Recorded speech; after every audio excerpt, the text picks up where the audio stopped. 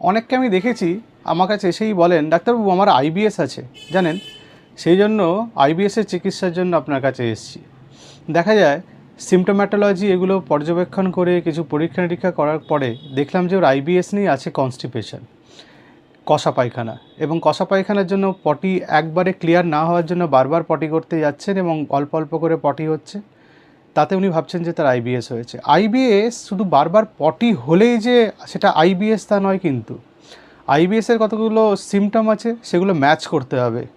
সেই সিমটমের কতগুলো লিস্ট আছে, তার সঙ্গে পেটে ব্যথা একটা কারণ, পেটে ব্লোটিং, বারবার পটি পাওয়া, খাবার হজম নাও হওয়া, কখনো কনস্টিপেশন, কখনো ডায়রিয়া, কখনো লুজ স্টুল, কখনো হার্ড স্টুল, এগুলো বিভিন্ন রকম সিমটোম্যাটোলজি আছে। তবে আইবিএস আছে কি না সেটা ডায়াগনোসিস করতে গেলে কতগুলো পরীক্ষা নিরীক্ষার মাধ্যমে আগে প্রমাণ করতে হয় যে আইবিএস ছাড়া অন্য কোনো রোগ নেই, তারপরেই আইবিএসের ডায়াগনোসিস হয়।